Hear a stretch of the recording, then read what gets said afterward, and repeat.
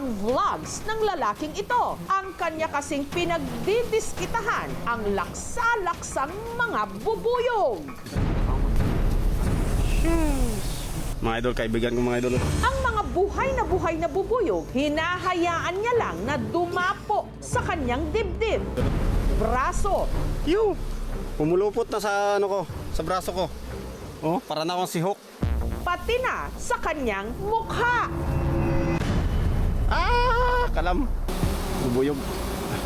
Yan ang habol sa amin. Grabe ang dami. Gumagapang sa akin. Naryang mano-mano niyang dinampot ang kumpol ng mga bubuyog Grabe. Ang bigat din pala nila pag marami. na para bang ipinanligo na niyang mga ito. Pero napalunok laway na lang ang lahat ng ang kumpol ng mga bubuyog sa sanga.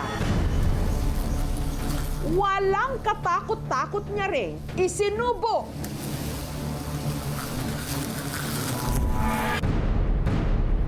Ngunit ang ipinagtataka nila, kahit anong gawin ng lalaki sa mga bubuyog, tila hindi raw siya kinakagat o ginagantihan ng mga ito.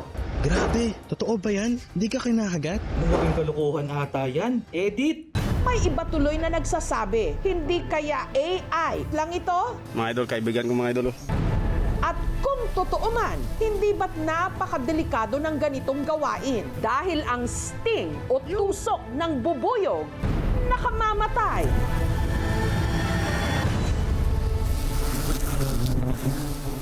May lalaki sa Palawan na akalain niyo po, ipinampapaligo at isinusubo pa ang mga bubuyog.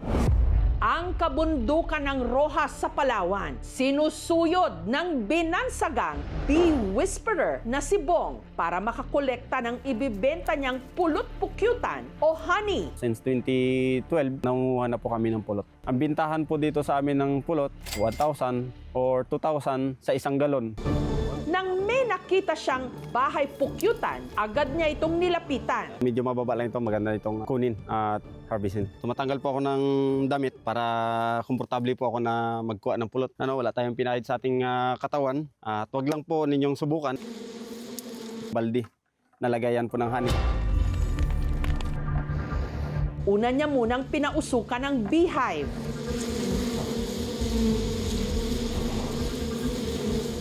Kinolekta ang honey. Yan po, sinisecure namin yung lagayan namin na walang bubuyog. At saka siya nagpakitang gilas. Lagay natin sa bibig ko mga idol. Ang kumpol ng mga bubuyog, kanyang isinubo.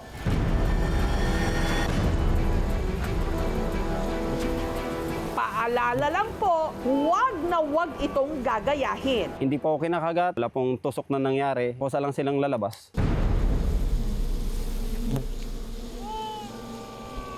Bata pa lang daw si Bong, sanay na siyang makihalubilo sa mga bubuyog. Minsan na nga raw siyang kinuyog ng mga ito. Halos buong katawan ko ay kinagat. Nahihirapan ako, trangkaso ako. May takot pa rin talaga na makagat. Hanggang sa unti-unti raw niyang napag-aralan ang kilos ng mga ito. Kailangan po ay kalmado lang kapag pupunta po sa bahay ng bubuyog. Kapag masyado tayong agresibo, doon po tayo kukuyugin.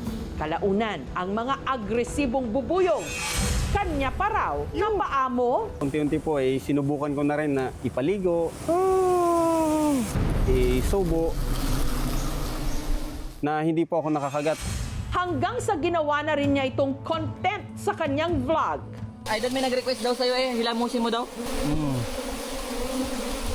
Pasok sa ilong ko. Tumaas yung threshold ng mga exposure ng self sa risk dahil yung dati nating mga ginagawa ay hindi na siya nakakakuha ng atensyon. In a society of spectacle, ang sarili natin ang naging produkto para sa likes dahil naging monetized ito. Malaking bagay pong kumikita kami ng ganitong halaga. Sa panahon ng season ng honey, wala po kaming halos kinikita sa aming palaisdaan. Ang tanong, bakit nga ba tila napapaamo ni Bong ang mga bubuyog? Siguro nga may immunity siya. Nade-develop over time. Ganon din yung venom. Pag pumunta sa'yo and then palagi, parang less na ang impact sa'yo. Ang paalala naman ng eksperto, ang ginagawa ni Bong sadyang napaka-peligroso. Kahit isa lang ang maka-sting sa'yo at tamaan ka sa mata, it can make you blind. Pag na-sting yung mga dila niya, lalaki yung dila niya kasi magsuswell, hihirap na sa paghinga hanggang sa mamatay. Mag-iingat talaga pagdating sa bubuyog. Huwag pong magkumpiyansa na maamoy ito. Kung lagi nating ginagambala ang mga bubuyog, magdudulot ito ng stress sa kanila. Maaaring magkaroon din sila ng mga injuries. Let them be. Hayaan natin ang mga bubuyog. Alam namin kung saan kami dapat magpwesto. Alam namin kung paano namin kukunin. Pero mag-ingat dahil ang ilan, buhay ang naging kapalit. Gaya ng nangyari sa kinakasama ni Angeline na si Carlo. Para may pandagdag kita, lalo na't buntis si Angeline. Nangongolekta si Carlo ng pulot sa Dumalinaw, Zamboanga del Sur. Nagmawag, may papa dito. Nagkaduhan ako po ako na balite. Magsadlan siya pangitag putsukan. Muli na po siya pagkapon dito sa pagadan para mo-duty na po magagabi. Isip po sa ka-security guards. Tara guys, nisaka na.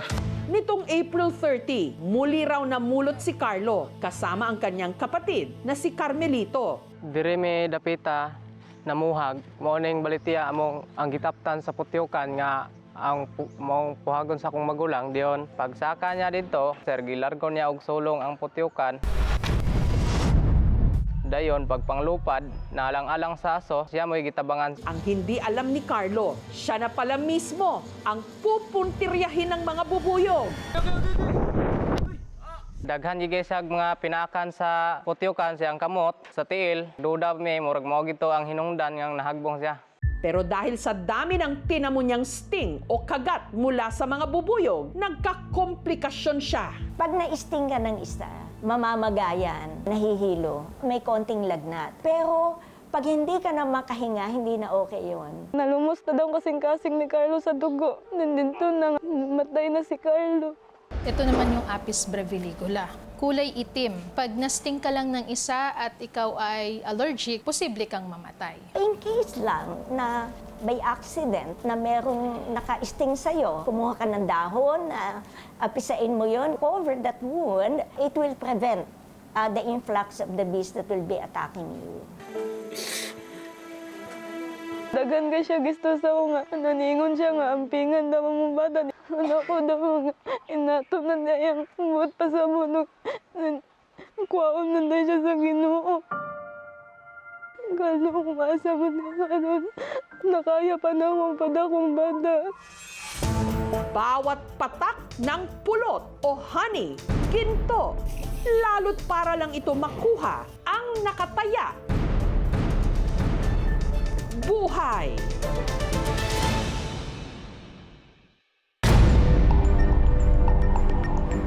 Kung DOH o Department of Health ang masusunod, bawal na ang mga vape ngayon pa lang dahil sa masamang epekto nito sa kalusugan katulad ng inilantad ng ilang gumamit nito. Ilang buwan nang nakaratay sa ospital ang binatang ito para makahinga. Nilagyan na siya ng tubo sa lalamunan. Nadidinig mo ba kami, bebe? Habol hininga siya dahil ang kanyang baga nabalot na ng maitim na plema. Ang salarin, hindi sigarilyo, kundi ang mabango at makulay na vape. 4 na ospital po yung dinalan sa akin. Ayaw kong tanggapin. Patay na yung bata na yan. Dalin nyo na lang sa puninarya.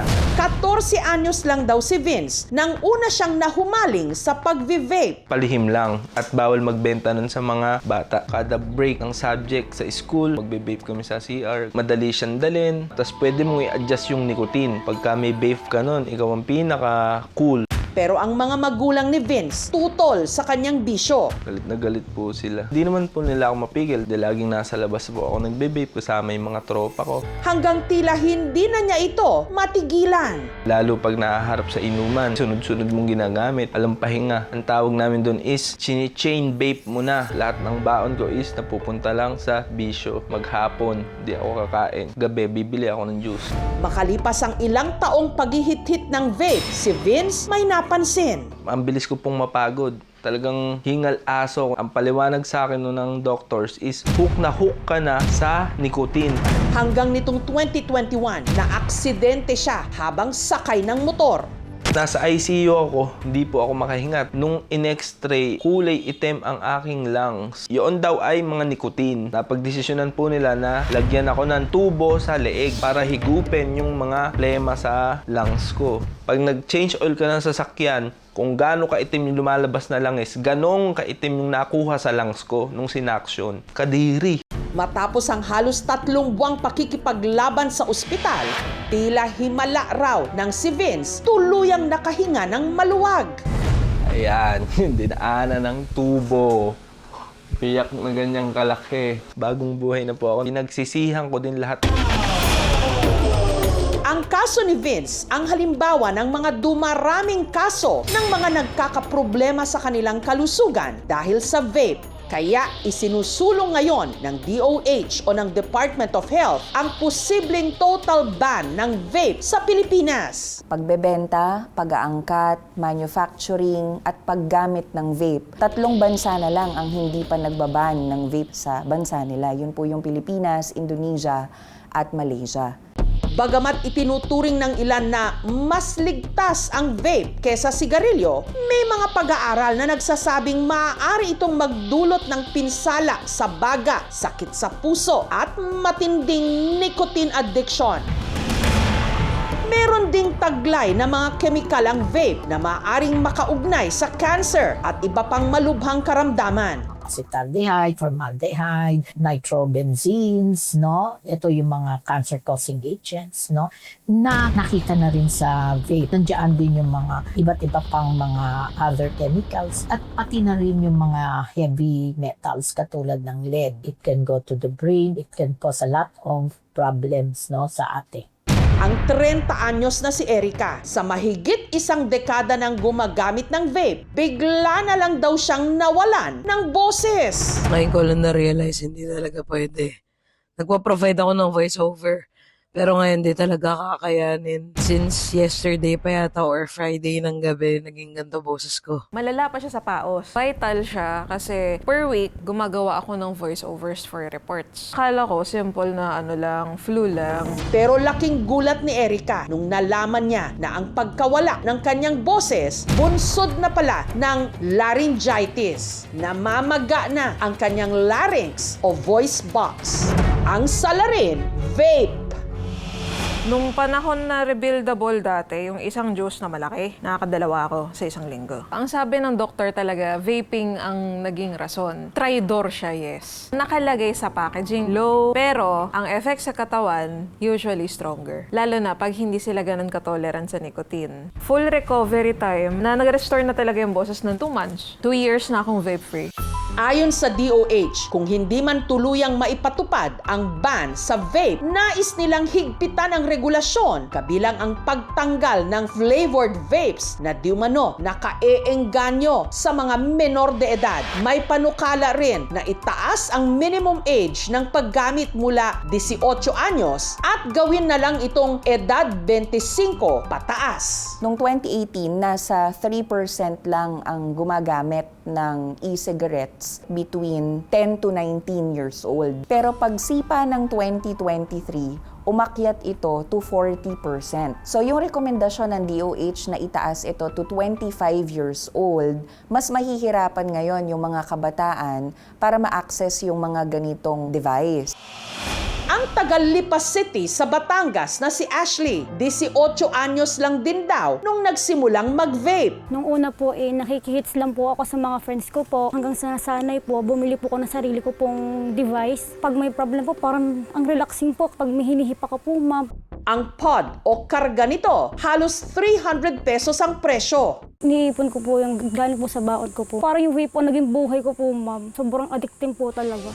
Hanggang nitong Marso, bigla na lang daw sumama ang kanyang pakiramdam. Bigla po akong inubo. Akala ko po normal lang. Sobrang takot ko nga po magsabi sa magulang ko, ma'am. Nagne-nebulizer po ako mag-isa. Nadidinig kong nagsasangap. Siyempre kami, nag-aalala rin kami kahit kami magulang. Kaya nagdesisyon nga ang asawa ko na pa-check up mo na yan. Ang kanyang baga nagkaroon na ng tubig. Ako'y tulala na hindi ko alam ang gagawin eh. Kasi nga, di bali kong pneumonia, okay lang, kami gamutan to. Pero kung yung tubig sa baga, sabi ko, ito kailangan to, butasan to. Para madrain ang tubig sa kanyang baga, si Ashley kinailangang operahan. Nung nalaman po na, yun nga po, may sakit po ako.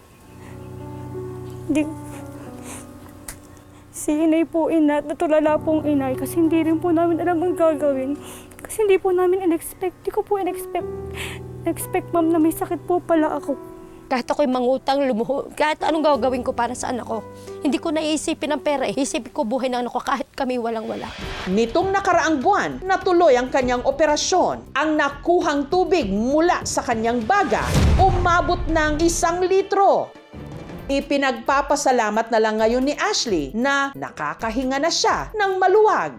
Ito po yung naging tahi ko po, yung ako po nilagyan po ng tubo. Pag nababanat po yung pinakatahi po, hindi po ako makagalaw po kasi ng ayos. Sobrang nanakit po talaga. Itinigil ko na rin kasi ang paninigarilyo para rin sa anak ko. Kasi nga, alam kong masama to sa katawan niya at may dudulot nito, kaya kailangan ko na rin isakripisyo. Ang publiko, hati ang opinyon sa pag-ban ng vape sa Pilipinas. Siguro madaming apila sa pagbaban ng vape. Kasi yung vape kasi alam ko parang sa mga tumitigil mag-smoke, kaya sila nagbe-vape. I believe na vape should not be banned but it should be limited. Pabor po akong ban yung vape sa Pilipinas. Lately, may mga nakuha pong mabalita on social media na maliliit na bata nagpa-purchase na po ng vape dahil business din po yung para sa perspective nila. Malaki na rin po talaga yung industry ng vape dito sa Pilipinas. Siguro mga around 500 transactions kasi yung nare-record namin kada araw. No? Nire-respeto naman po namin yung desisyon at iginagalang din po namin yung pag-aaral na ginagawa ng DOH. Pero iniisip po kasi namin dito saka ng iba pang mga vape owners dito sa Pilipinas na mas lumaki o mas dumami yung mga tumatangkilik na mga illicit vape products. That's why hindi kami pabor at sana mapag-isipan itong maigi ng DOH. Pagka binan mo ang vape, tapos hinayaan mo lang yung sigarilyo nandyan, yung mga bata, lilipat lang sa yosi eh. Kung ang pag-uusapan natin talaga yung kalusugan ng mga tao, ng kabataan, iban mo pareho. For the longest time, nilalaban naman talaga ng DOH na pahirapan kumbaga yung access ng mga Pilipino sa tobacco. Hindi realistic na ito ay iban because we are a tobacco growing country. Kung hindi po mababan ang tobacco, itaas natin ang buwis. At sa ngayon, yun po ang nasa batas. Yung kahit anong vape, wala nang age limit, total ban na yan para malubay na talaga. Kung maaari po sila na pong unang tumigil po, kasi hindi po talaga maganda sa health, ma'am. Promise po. Talagang sobrang hirap. Noong 2024, kinumpirma ng DOH ang kauna-unahang kaso ng pagkamatay na may kaugnayan sa vape dito sa ating bansa.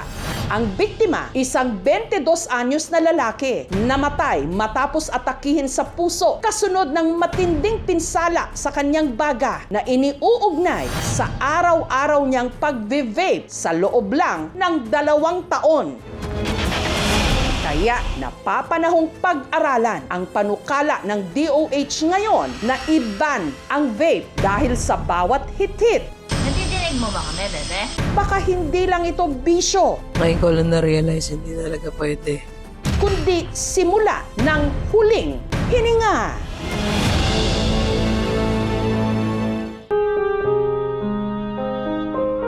Ang ina, 7 taon nang nasa Amerika. Ang kanyang anak na may Down syndrome naiwan sa Iloilo. Dito sa kanilang veranda sa Sara, Iloilo, laging nakatambay ang 48 anyos na si Ibon. May espesyal na kondisyon. pirming malayo ang tingin para bang may hinihintay na dumating. 7 taon na raw kasi siyang nangungulila sa taong pinakamamahal niya. Walang iba kundi ang kanyang nanay Flor na nakatira na ngayon sa Washington sa Amerika. Hanggang kamakailan lang, habang nakatambay si Ibon sa labas ng kanilang bahay, may naaninag siyang pamilyar na mukha. Ari lamon, gwapa! Walang iba kundi ang kanyang nanay Flor. Ang iwanay nga, gwapa? Ay, hindi pa. Tagit. Aba! Ay, good. Ay, hindi pa. Tagit. Umiyak siya, yumakap sa akin. Ang iwanay nga, gwapa? Ay, hindi pa. Tagit. Aba! Maantig sa kwento ni Ibon at kung paanong para siyang ibong lumaya sa pangungulila sa yakap ng kanyang ina.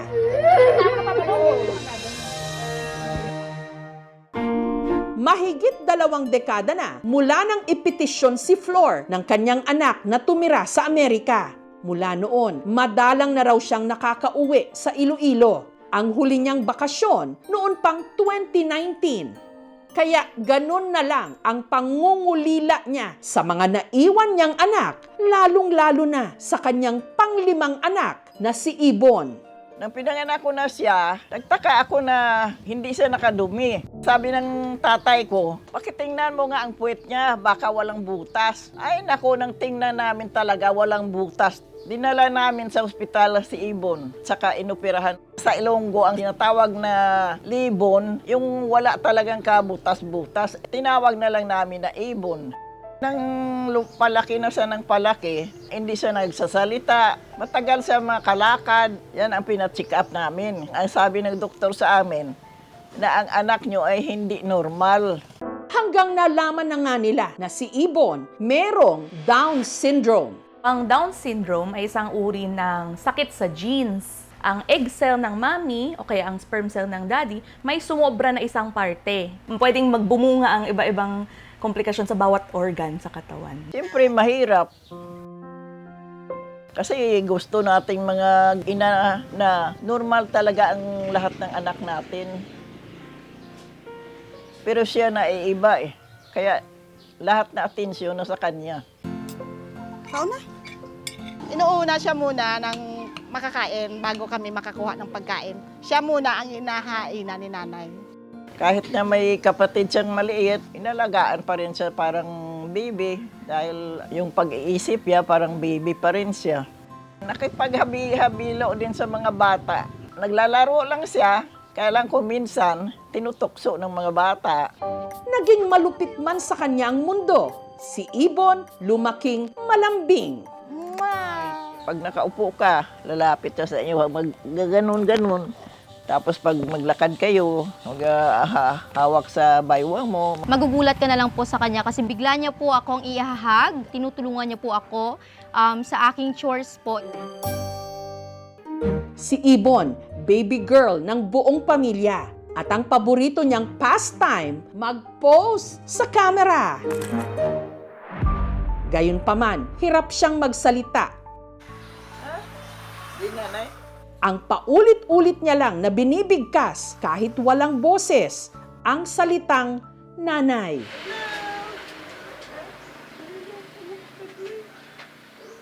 One time na nagkasakit siya, wala kaming talagang kapira-pira na ipadoktor siya.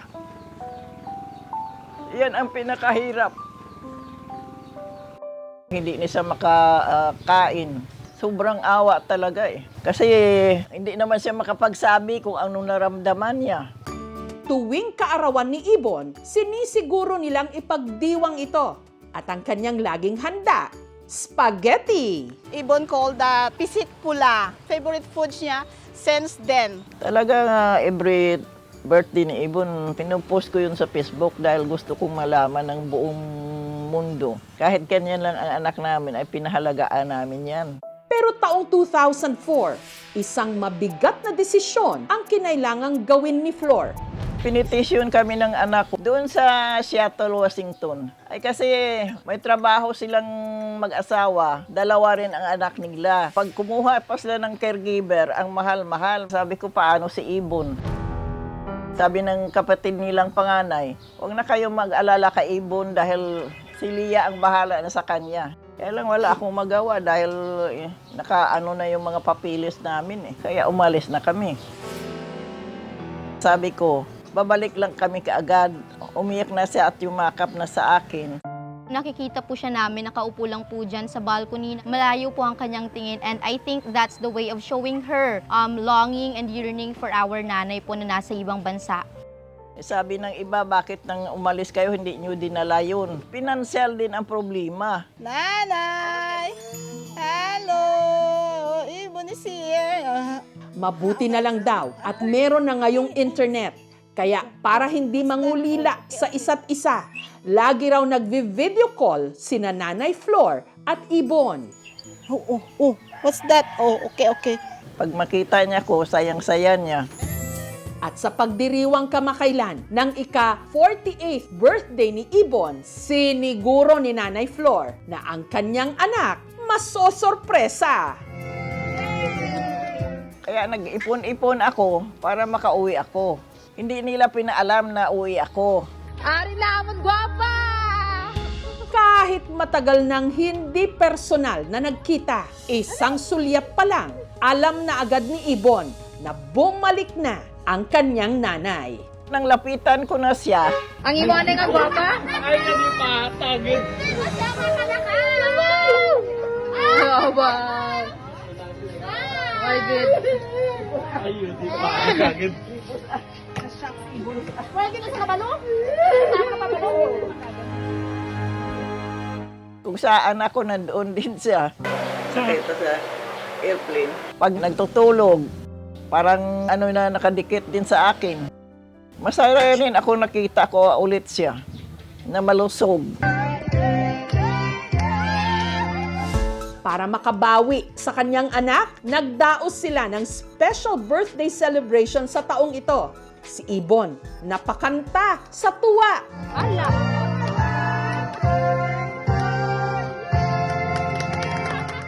Sa loob kasi ng 7 mahahabang mga taon, ngayon lang siya nag-celebrate ulit ng kanyang birthday kasama ang kanyang Nanay Flor. Sana marami pang birthday ang darating sa kanya. Mahal na mahal namin yan eh. Yun nga lang, ang bakasyon ni Nanay Flor sa Pilipinas, panandalian lang. Kailangan na niya uling bumalik sa Amerika. Kagabi nga, nagkatabi kaming tulog. Panay ang halik niya sa akin. Parang naanuhan niya talaga na iiwan ko naman siya. Paborito ni Ibon. Ipinagluto niya si Ibon ang kanyang paborito na ang kanyang tawag, pisik pula o ang walang kamatayang spaghetti. Yakap kinani. Yakap. Hintayin mo maluto. Bigyan kita ng pisik pula. Yan. Namit? Yeah. Gusto na?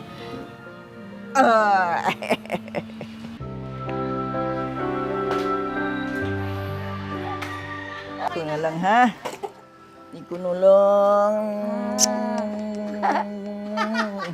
Aalis na si Nanay. Bayaan naman si Ibon. Kaluyan sa mahal ng Panginoon. Magkita naman tayo. Baka sa sunod naman nga taon. Magpakabait ka dito. Okay. Okay. Hug kay Nanay. Hug. Hug. Alis na si Nanay. Oy, hug kay Nanay. Hug kay Nanay. Pakabait ka ha.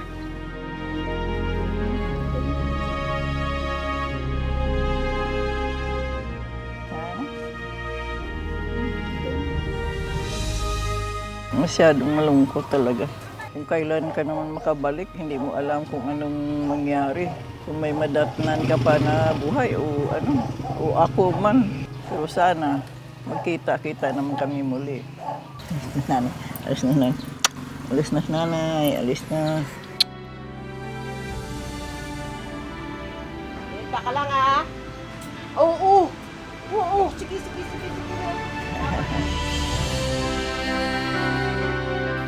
Tinatawag man silang espesyal dahil sa kanilang kondisyon. Kung sila na may magmahal, purong-puro, napaka-inosente, katulad din ng pagmamahal ng ina. Buong-buo, wagas, at walang pag-aalinlangan. Pwede na sa kabalo?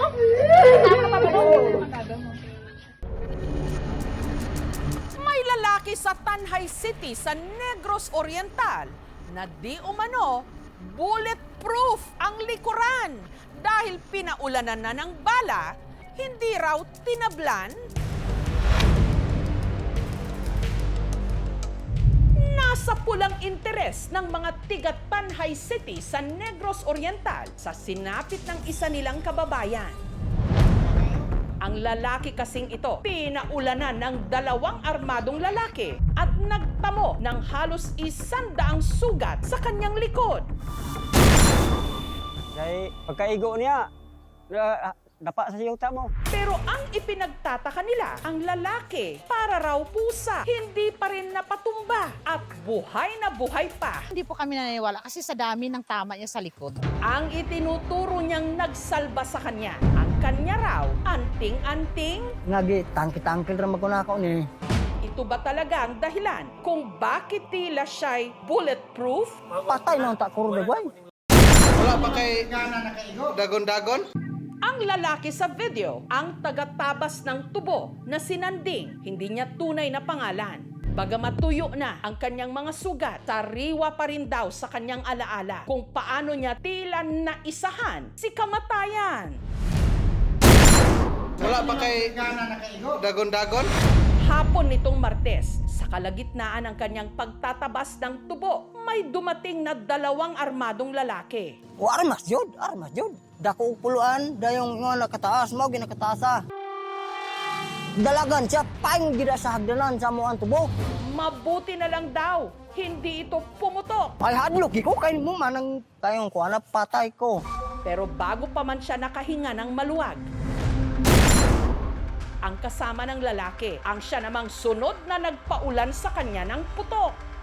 Pagtikang lagi ako kadwa, gipusil ako. Katong gipusil ko, pertigin sa kita.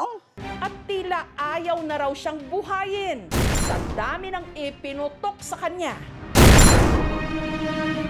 Pero laking gulat ng lahat ng sinanding, himalang nakaligtas. Gatos bapit, ang balangan ni tama siya lawat. Sinanding agad na isinugod sa ospital. Kita doon sa pasyente, mukhang hindi nagkaroon ng pagkakataon ito na talagang tumagos papaloob sa katawan. Immediately safe yung patient from the usual penetrating gunshot injuries. Huwag na raw magtaka kung bakit para siyang pusa na may siyam na buhay. Kani akong habak-habak, nakapasalamat ko sa Ginoong nabuhi ko ani, rigid ko ana. Muna siya nga kanang mga dautang mga espiritu, di gina maka kuan ba din ako suganggang magduol kay epektibo ni para sa akwang lawas nga gi tangki-tangkil ra magkunakaw ni.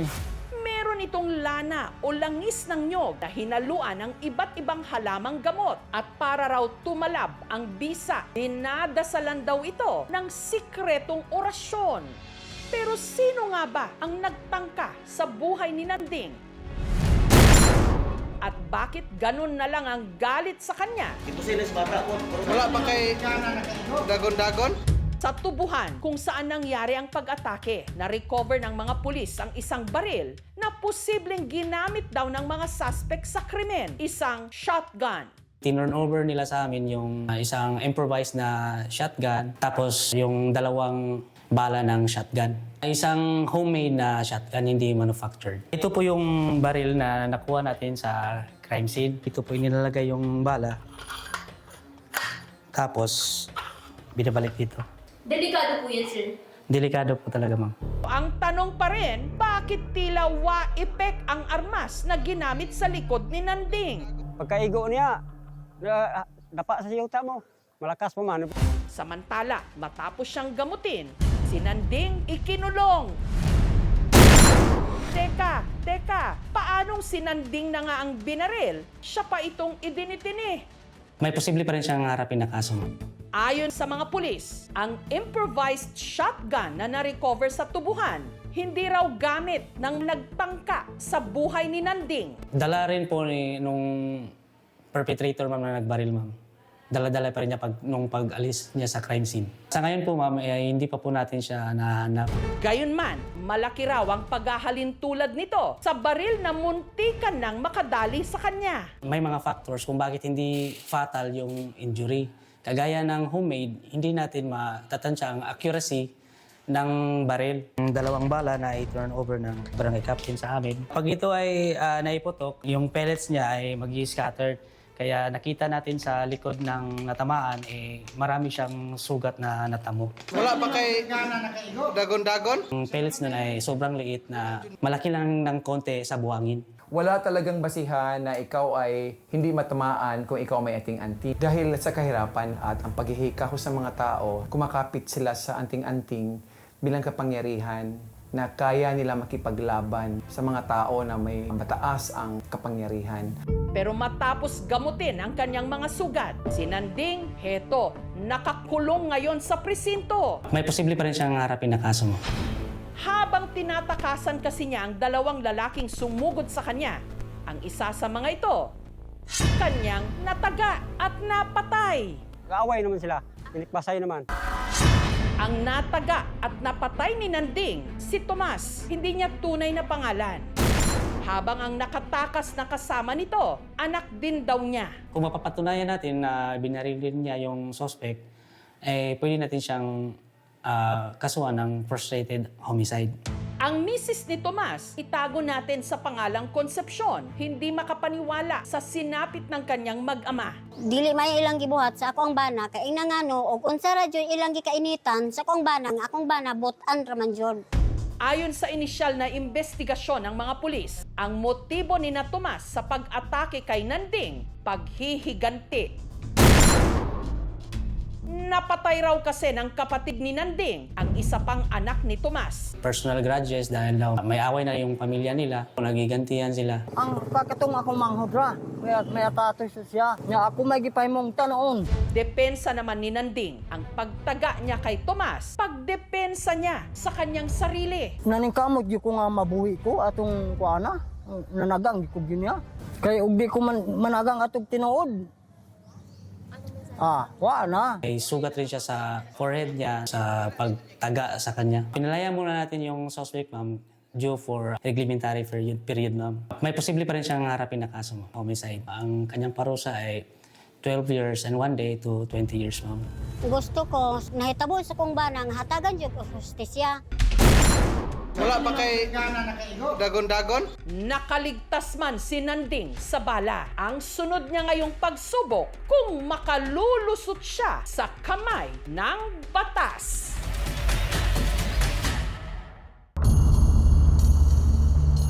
Ang masayang bonding o bakasyon ng magkakaibigan sa nirentahan nilang bahay-bakasyonan, binulabog daw ng isang uninvited guest? Madalas ka bang mag-staycation? Pero paano kung ang iyong nirentahan sa halip na ma-relax ka, mas stress ka pa dahil merong kababalaghan? Gaya ng naranasan ng grupong ito. Ayoko! Nang isa raw sa mga drawer sa nirentahan nilang bahay-bakasyonan, Which one is open? Open! Open! Guys, stay away! Where's it's Marcus? Right here? Right here. No! kusa raw nagbukas kahit wala namang tao. See how hard to open that? Yeah. He went in the bathroom. Yeah. Will it push by itself? Get out of the way! Get out of the way! Ang lalaking ito, parang hinamon pa ang anumang puwersa na nanggagambala nung mga oras na yon. Sinong gumagawa nito? Open it right now! Asan kayo? Nandito kayo? Ano nangyayari, dude? Marami tayo na eh! Kanina may nag-open. Kung kailan kampante na sila, tsaka sila nagulat sa mga sumunod na nangyari. Wala kang ilaw dyan? Ang drawer, kusangang bumukas.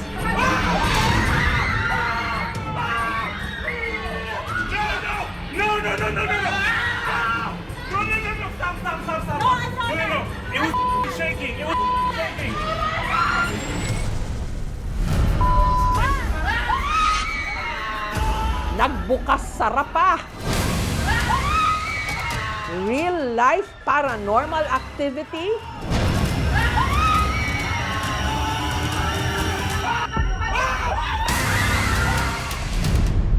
Ang gusto lang daw ni Riz noon, mag-bonding kasama ang kanyang pamilya at barkada. Nagbabakasyon kami mga once or twice a year. Kadalasan na nararentahan na mga cabin. Ang kakatwa nilang karanasan, nangyari raw sa ikalawang gabi nila sa bahay. Yung mga bata, doon na namin iniwan sa basement dahil nandun yung game room. Siguro mga alas 12:30 ng gabi, umakyat yung isang anak ng kaibigan namin. Sinabi sa kanya na, Mami, there's a ghost downstairs. Ayoko! Which one is open? Open! Open! Guys, stay away! Okay, everything. Oh, let me say. Where's it's Marcus? Right here? Right here. No! Right now. Where's Hold on. Marcus? See how hard to open that? Yeah. Will it push by itself? Go. Paghawak pa lang ni Ryan sa drawer, ay umaalog na. Nag-shake na siya. Right, get out of the way. Get out of the way. Get out of the way. Sinong gumagawa nito? Open it right now! Ano nangyayari, dude? Marami tayo na eh. Kanina may nag-open. Is it loose? No. Nakita mo. Nakita ko. Open? Open! Nakita ko. Wala kang ilaw dyan? Stop!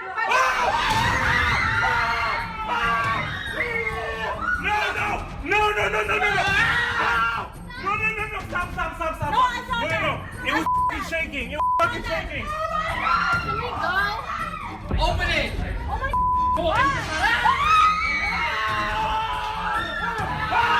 Ang hindi nakita sa video ay yung nasa babang mga cabinet, nagbukas din yan. Nung nakita ko yun, speechless ako.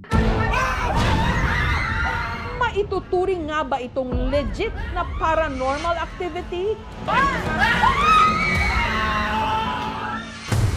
Upon checking dito, using yung editing software natin, hindi siya edited.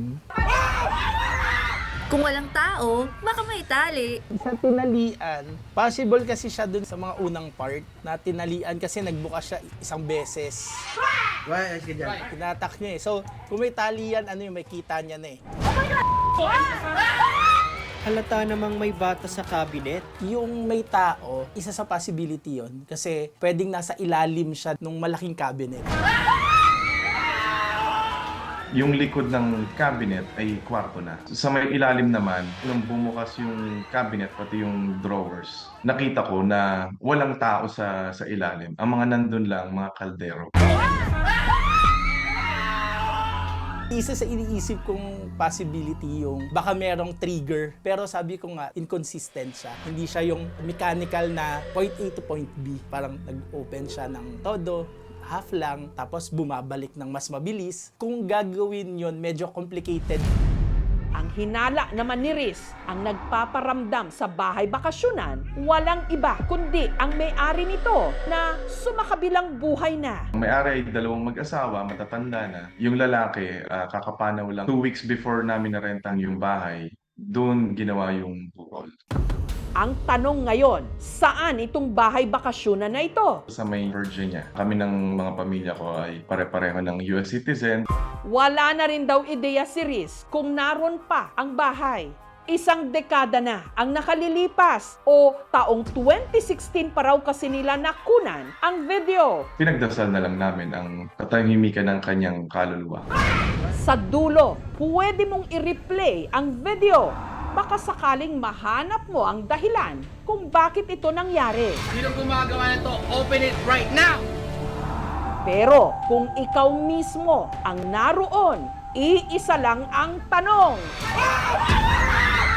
Tatayo ka na lang ba o tatakbo?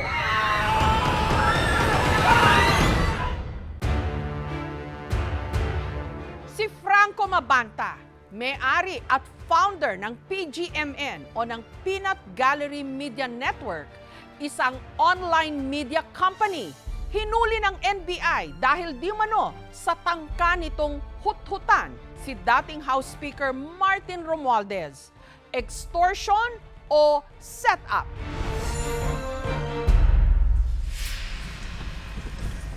I-adjust mo nga ng konti. Ay, magbelo ka. Sa unang tingin, parang wala namang kakaiba sa videong ito na kuha mula sa loob ng isang sasakyan. Sa kabila, sir. Ang tinututukan ng kamera, mga lalaking may daladalang mga maleta. Ang maleta at ang mga may hawak nito ang siya palang pakay ng mga nasa sasakyan na mga operatiba ng NBI o ng National Bureau of Investigation. Isa raw kasi itong entrapment operation.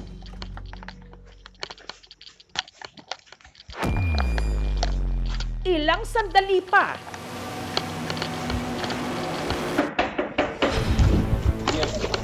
Everyone inside.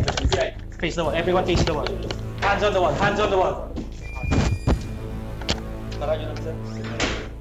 pagkapwesto, kinapkapan sila ng mga NBI agent.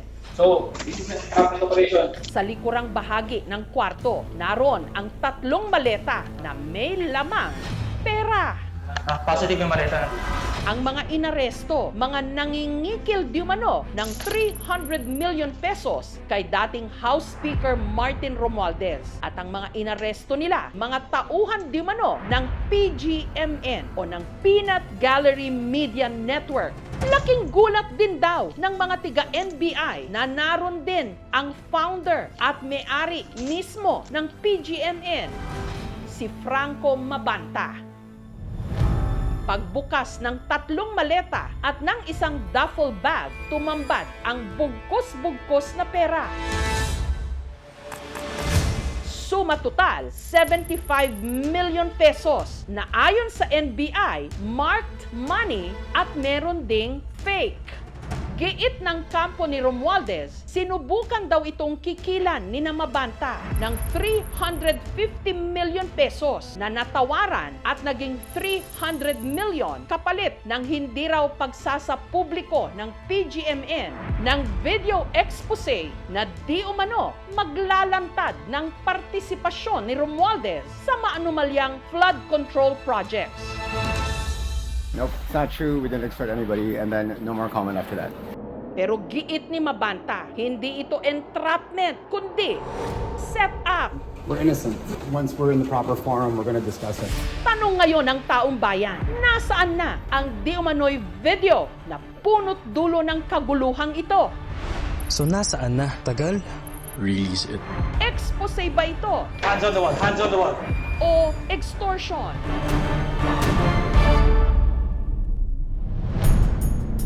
Ang PGMN itinatag taong 2024 na kilala dahil sa maiinit at matitinding komentaryo laban at pabor sa iba't ibang mga personalidad sa gobyerno. We have flies for congressional members with a nagging ache for attention, uncontrollably snacking on each bit of crap from all this political splatterfest.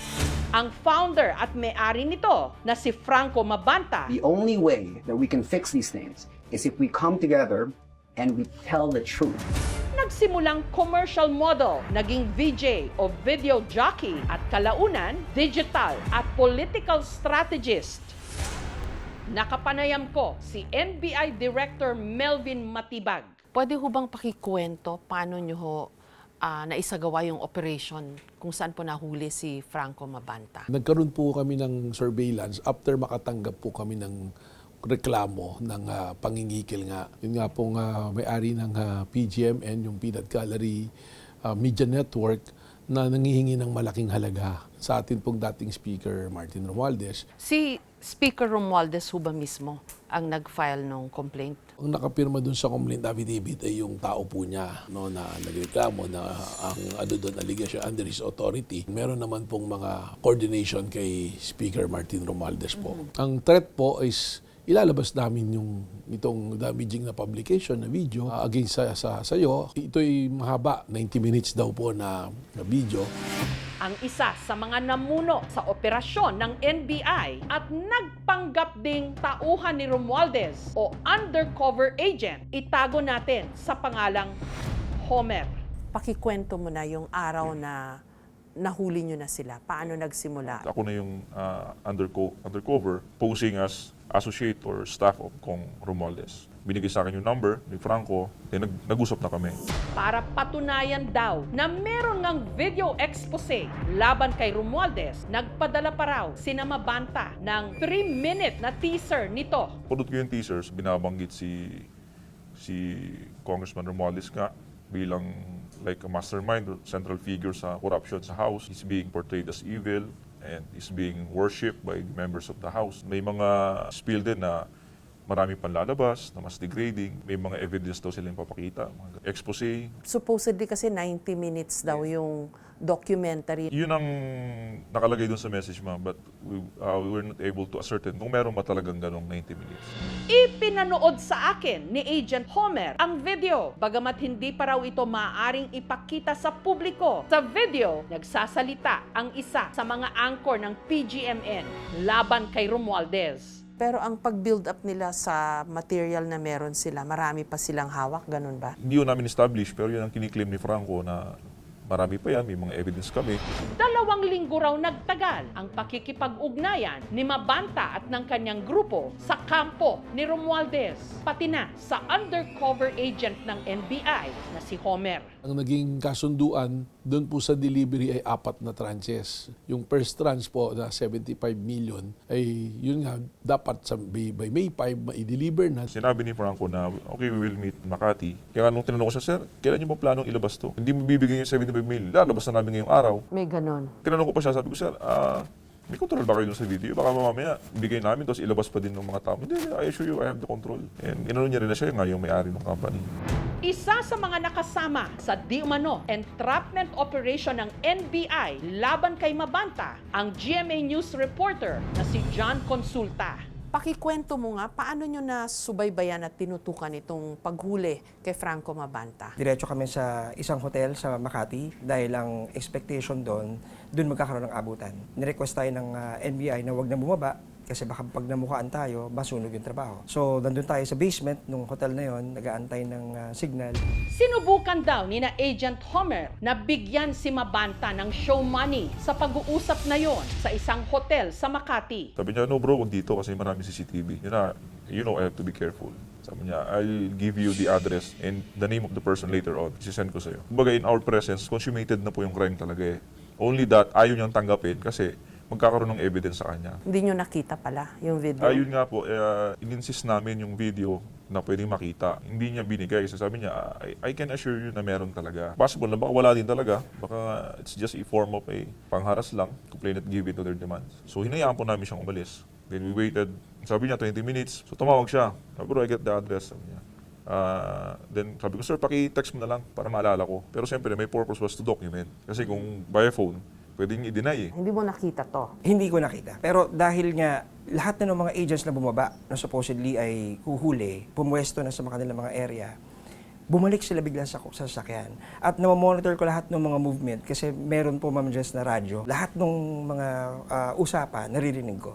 So, negative, ayaw tanggapin. Sa text message daw na ito ni Mabanta, nagbigay siya ng contact person, isang nagngangalang Jimmy, pati na ang address kung saan dadalhin ang mga pera. Sabi ko, sir, ano ba tong tao mo? Okay ba to? Trusted to? Baka naman ipahuli mo kami. So, kumbaga, nilalaro ko lang siya. Baka naman set up to. Ganun. May lumabas din online na video at audio recording ng di umano pakikipag-usap ni Mabanta sa undercover agents. Nagbigay di umano si Mabanta ng instruction kung kanino ibibigay ang pera at saan. Kay Jimmy na naka-face mask at sa isa pa nitong kasama. Pero dahil wiretapped ang pag-uusap na yon, hindi ito pwedeng i-ere. Ano ito? Ito na yung actual na delivery. Yung mga tao niya yon, yung mga nakamask. Ito yung sinasabi ko na nakatayo dun sa unit. sa harap. Kaya na-recognize ko agad siya. Sa surveillance video, kita ang pag-abot ng mga undercover agent ng NBI sa 3 maleta at isang duffel bag na meron daw laman na 75 million pesos sa 2 di umanong kasama ni Mabanta. Pagkatapos, pumasok ang 2 naka-face mask, dala ang mga maleta at bag sa isang country club sa Pasig. Ilang sandali pa, Hands on the wall, hands on the wall. doon na nagkaroon ng pagkakataon ang mga tiga-NBI para hulihin sila. To our surprise, pagpasok sa loob ng kwarto, lo and behold, nandun din si Franco Mabanta. So nung nandun si Franco, minaresto nyo na sila lahat? No, yes. So yung presence ng maleta po, yun ang determining factor sa amin na yun nandun yung pera. Yun po kasi yung gusto natin ma-establish na tanggapin talaga nila yung pera ni Franco. Nandun din si Franco. Sa pagpresenta ng NBI kay Mabanta at sa mga kasama nito, pati na ang mga marked at fake money na di umano nakuha sa kanila, may mga nagtanong at nagtaka kung ang mga pera bang yon nanggaling sa dating House Speaker, gayong napabalitang naka-freeze ang assets nito. Yung dala po, tawag po namin doon, budol money po yun, which has been recognized already by Supreme Court na pwedeng gamitin sa entrapment operation. Yung ibabaw lang po yung totoo, 50,000 po yun. Sina Mabanta, idinitine una sa tanggapan ng NBI bago dinala sa NBI Detention Facility sa Muntinlupa. Is there truth to the allegations na Not kayo po ay true. nag-extort daw po kayo? Nope, it's not true. We didn't extort anybody, and then no more comment after that. Okay. From Speaker Romualdez daw, sir? Yeah, we definitely didn't extort Speaker Romualdez. Bakit po may mga pera, sir? I'll wait for my lawyers. Pero dyan, sa lahat ng ito, visually, ang nakita mo lang talaga yung hulihan na. Kasi hindi mo nakita si Mabanta dun sa hotel, di ba? Yes. Tapos nung inabot yung pera, wala ka rin doon, except na nandun ka na nung may kinatok, may kwarto kung saan din nahuli si Mabanta. Doon, yun na yung unang-unang sighting mo kay Mabanta. Tama ba? Tama po yun, Ma'am Jess. Although yung mga pictures ng surveillance sa kanya, meron po kasing sabihin na nating pagmamonitor na ginagawa ang lahat ng units. No? So yung mga nakukunang mga litrato at mga video, real time, pinapadala. If someone stretches yung imagination niya na parang, kasi sabi nila PGMN at ni Mabanta, set up ito, hindi to extortion. It could not have been from what you know and what you witnessed. Sa perspective ko as a journalist, kasi binabase natin lahat talaga sa ebidensya. So base doon sa mga ebidensyang nakita natin, nakalap natin, pati yung mga videos, matibay yung paniniwala natin na talagang ito ay inoperate ng NBI base doon sa kanilang limited na mga resources, pati yung mga impormasyon. Dahil lahat lang sila, sumusunod sila doon sa instruction na binibigay ni Mabanta. Isa pa sa mga mainit na pinag-usapan kung kaninong kampo ba napabilang si Mabanta. Ito po ay mismong pinost ni Franco Mabanta. Baka ito po ang itanong nyo kung ano po ang relasyon niya sa mga Duterte. Hindi po siya kaibigan ng Pangulo. Pero online, mabilis din lumabas ang mga video at litrato na kasama nito si Pangulong Bongbong Marcos, pati na ang kanyang pamilya.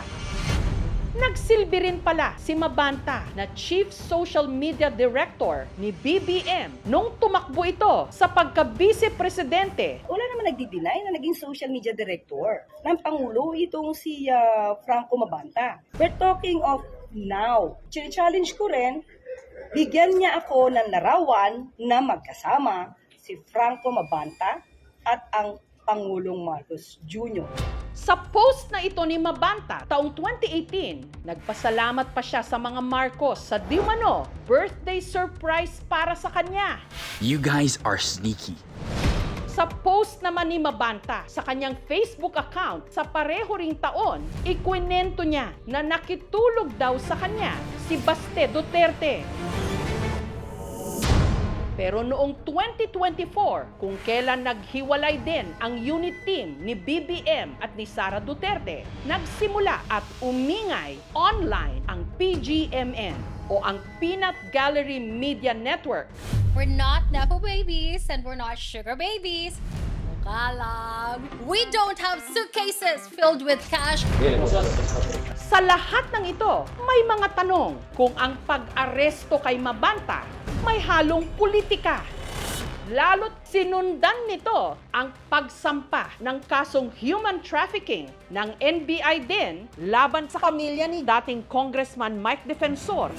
Pati na ang pag-aresto sa dating broadcast journalist at kilala ring supporter ng mga Duterte na si Jay Sonsa. Yung iba ho may nakikitang political aspect ko dito sa nangyaring ito. Kasi previously, ni-raid nyo ho yung kay Mike Defensor na may Chicago connection ATV po. siyang hotel. And then si Jay Sonsa.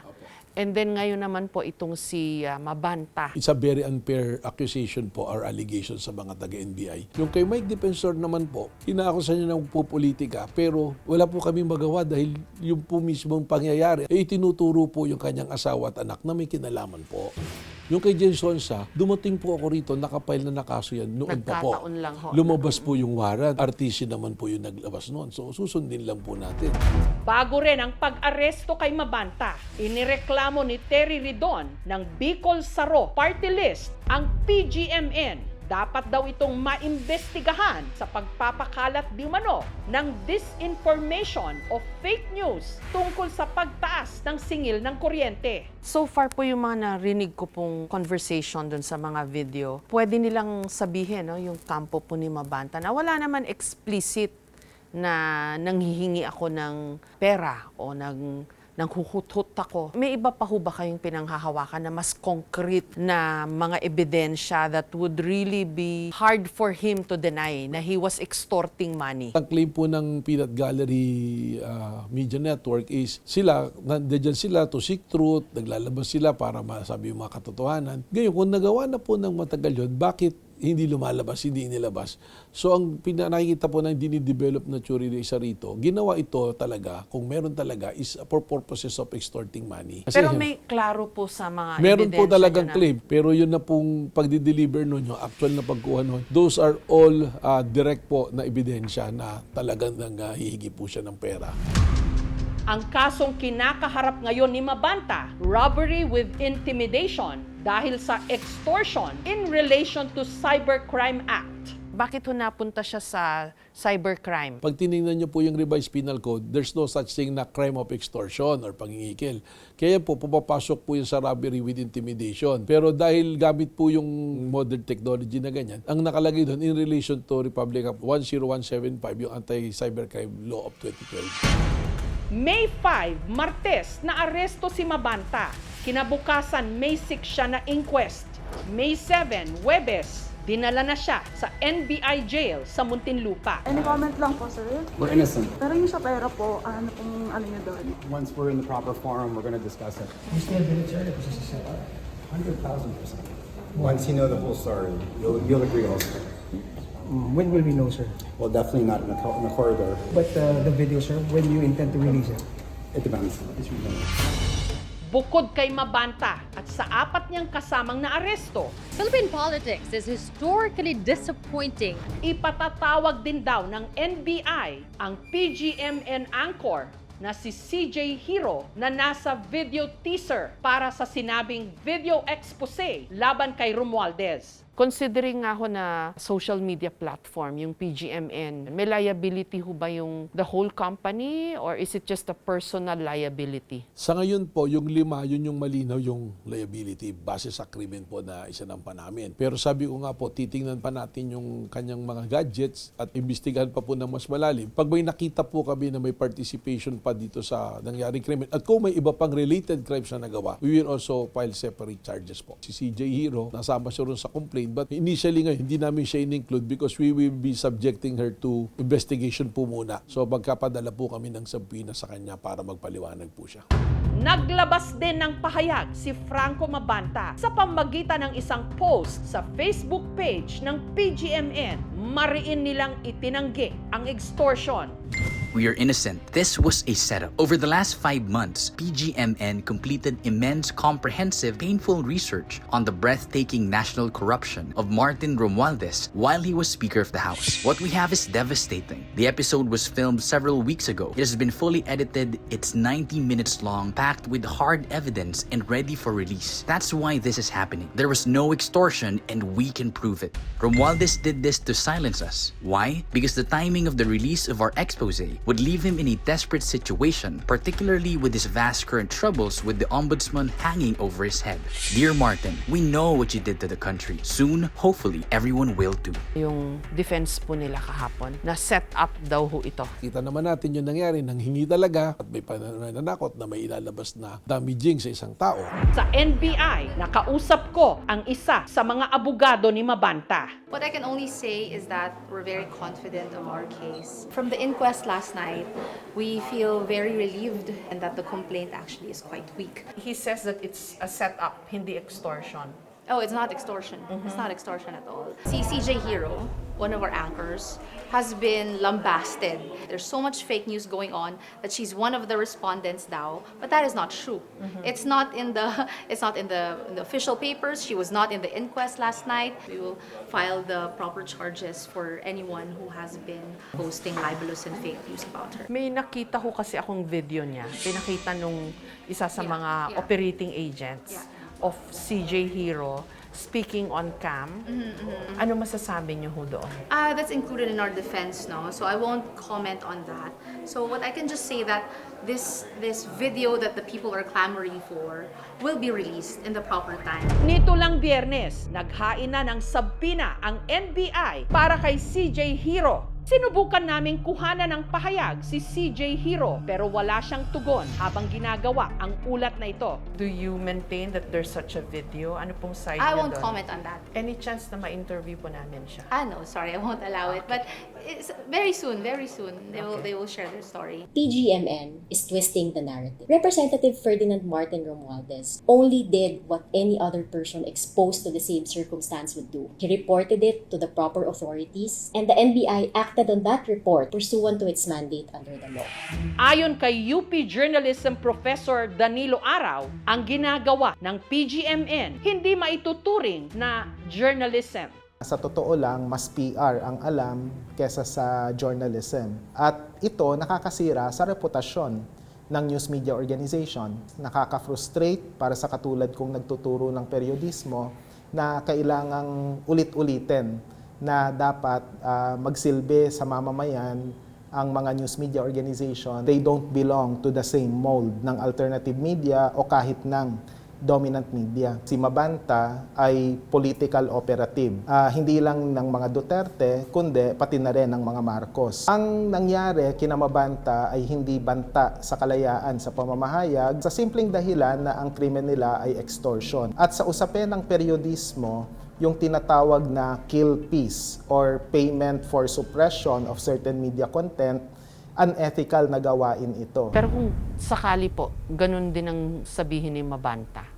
Media kami, social media kami. It's unfair doon sa mga media na katulad ninyo na nag-devote ng time, ng pag-aaral, na talaga mga journalists.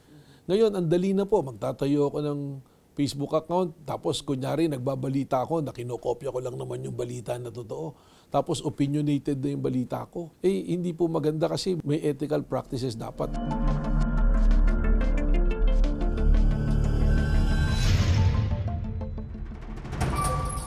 Nitong Sabado ng hapon, matapos makapagpiyansa ng tig 120,000 pesos at naglabas ng release order ang Pasig RTC Branch 167, si Franco Mabanta at ang 4 pa niyang mga kasama pansamantalang nakalaya. Wala pang buong panayam ang media kay Mabanta sa mga tanong. Sa ngayon, inaantabayan na ng marami ang sinabi ni Mabanta na video expose ng PGMN laban kay Romualdez. Marami nang naikwento ang mga maleta mula sa mga maanumalyang flood control projects at iba pang mga proyekto ng gobyerno hanggang sa ngayoy tangkad di umanong pangingikil. Sana ang susunod ng mabubuksan o destinasyon ng mga ito, katotohanan at pawang katotohanan lang.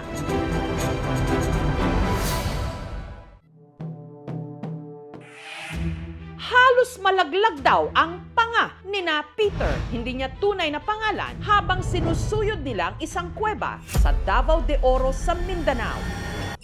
Sige ba? Sa loob kasi ng madilim na yungib, ito ang kanilang namataan. Pati, ulo mo. Balik, 40 po. Bigat ito, iminti mo sa ito.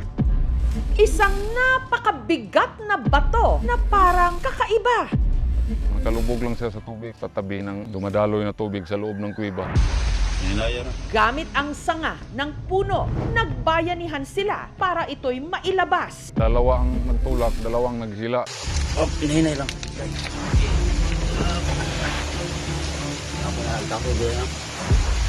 Hanggang pisi. Guys. At nang kanila na raw itong nalinisan, Lahat kami na tulala. ang bato kasi parang isang napakalaking ngipin. Kumparar sa bagang ng tao, kulang pa yung 10. Anong klaseng ngipin to? Malaki. Baka sa dinosaur daw. Mayroon yung nagsabi na rhino fossil. Mapapangiti ba sina Peter sa kanilang nadiskubre? Ang pinaghihinalaan nilang bagang nasa 4 inches ang lapad. Sa dulo nito, may nakauslipang parang maliit na ngipin. Nakadikit ang mga ito sa isang pahabang bato na nasa 34 inches naman ang haba. Ang bigat umabot ng 55 kilos. Sing bigat ng isang sako ng bigas. Oktubre pa raw nitong nakaraang taon nung nakuha nila ang gahiganteng parang bagang. Dinala namin sa laboratory test para malaman ng resulta. Silicon 2.994%, itong calcium 38.963%. Itong porsyon na ito ay silicon, ito na porsyon ay calcium. Kaya nakumbinsi ako na ito ay ngipin. Gayunman, nag-alangan daw silang ilapit ito sa mga otoridad. Baka ma-recover ng gobyerno. Ito ang pinagtatakutan ng mga kasamahan ko, pati ako. Yun din ang iniisip ko. Maka kukunin ng gobyerno, hindi na mapakinabangan. Kaya sa nakalipas na mga buwan, salitan nila itong itinago sa kanilang mga bahay. Dinala namin dito. 2 linggo, lipat na naman doon sa kabila. Yun ang sabi ng grupo, ma'am. Takot, baka ma-scam daw. Paniniwala kasi ni na Peter, ito na ang kasagutan sa matagal na nilang ipinapanalangin. Pagsasaka ang kabuhayan ni na Peter at dahil daw sa hirap ng buhay, sumasideline din sila bilang treasure hunters. Sumali na lang ako sa kanila, baka makatsamba kung sakali. Pasalamat ako kung may value sa hirap ng panahon ngayon. Kailangan namin yung financial. Sa 10 taon ko nag-treasure, ngayon lang kami nakahukay ng items nga may halaga. Pero batid ng grupo na ang kanilang ginagawa, illegal. Gustuhin man daw nilang dumaan sa tamang proseso na kumuha ng permits, wala silang pambayad. Makukulong pa daw kung walang permit. Sana kung kukunin man ng gobyerno, wala kaming magagawa. Sana mayroon namang kapalit. Ngayon, ang pinaniniwalaan nilang mga higanteng bagang ang kanilang inaasahan na mag-aahon sa kanila mula sa pangil ng kahirapan. May pinag-usapan kami, 50 million. Yung iba naman ng kasamahan namin, nag-research sila. Meron daw presyo mas mataas. Gamitin namin sa pagsasaka, tapos sa pamilya, pagpaaral sa mga anak. Kung may halaga ito, pakinabangan ng grupo. Kalalabas lang ng asawa ko galing sa ospital, sa operasyon. Hanggang naisipan nilang mag-email sa aming programa sa pag-asang malaman kung ano ba ang kanilang nakuha sa kuweba. Mula Davao de Oro, sinamahan namin sila pa Davao City para ipasuri ang kanilang nadiskubre sa Bone Collector Museum founder at conservation scientist na si Dr. Darrell Blatchley. Naabi daw ng hipon or fossil. Ining diri banda mo may nakita. Nawagan sa flashlight, sino man. Naabi niyo mo, basig dinosaur, basig tao kay marag hipon sa likod, tapos na pagtuyo ka na yung mga pangkilya. Pakita manginana sulod sa langop sahay na murag ulo jud ng itsura sa tao or elepante. Ayon kay Dr. Blatchley, ang nadiskubre ni na Peter, Beautiful piece in the Philippines. May value ba siya? susunod na. Mula Davao de Oro, sinamahan namin sila pa Davao City para ipasuri ang kanilang nadiskubre sa Bone Collector Museum founder at conservation scientist na si Dr. Darrell Blatchley.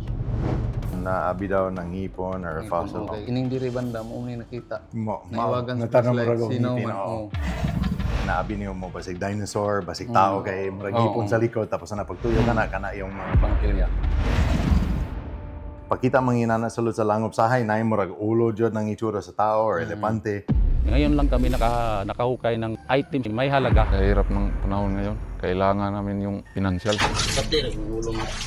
Ayon kay Dr. Blatchley, ang nadiskubre ni na Peter, hindi bagang ng anumang sinaunang hayop, kundi isa.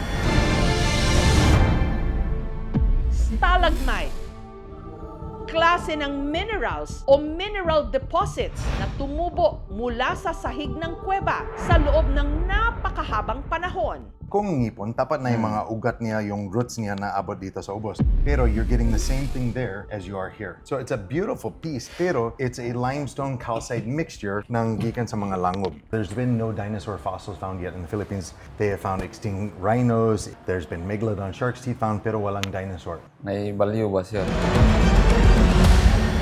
Unfortunately, walang value. Because, number one, kung protected, bawal ipagguha gikan sa langob, just by having it is already illegal. Meaning, nabungkag nimo ng langob.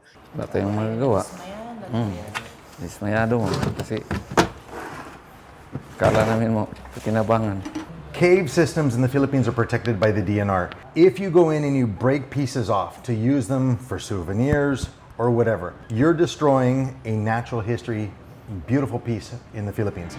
Mahigpit na paalala ng mga eksperto, labag sa batas ang mga expedition o treasure hunting sa mga kuweba na walang pahintulot ng gobyerno. Ayon sa Republic Act 9072 o National Caves and Cave Resources Management and Protection Act, ipinagbabawal ang pagsira, paggambala, pagbago o pagtatanggal ng anumang formation sa kuweba katulad ng stalactites at stalagmites. Limestone caves are basically the water filtration for the Philippine water. The water goes through, filters through it, goes down for our deep wells. Ang sinumang lalabag maaaring makulong ng 2 hanggang 6 na taon at pagmumultahin pa ng 20 to 500,000 pesos. Kahit naman sino pwede kasing mag-treasure hunt eh. Kaya lang, pagka nag-treasure hunt ka, may mga kaakibat yan na responsibilidad. Kailangan mayroon ka ring experience o skill. May pera ka rin. At saka meron kang equipment o machinery. Dapat may permit ka talaga kasi kung wala, illegal yun. Kasi once na nakakita ka ng isang treasure at valuable ito, pagpapartihan ng gobyerno at saka yung nakakita. Big deal na yun. Kailangan ipaalam mo na nakakita ka ng ganito. Balik na lang to sa pinanggalingan. Magtutuloy pa rin po ba kayo sa paghahanap? Hindi naman. Umaasang grupo na ito ay pagkikitaan tapos wala naman, pagod lang na pala. Sa paghahanap ng kayamanan, bato ang kanilang nakuha at paalala na sa bawat pagkakatuklas, kailangan pa ring igalang ang ngipin ng batas. Thank you for watching, mga kapuso. Kung nagustuhan niyo po ang videong ito, subscribe na sa GMA Public Affairs YouTube channel. And don't forget to hit the bell button for our latest updates.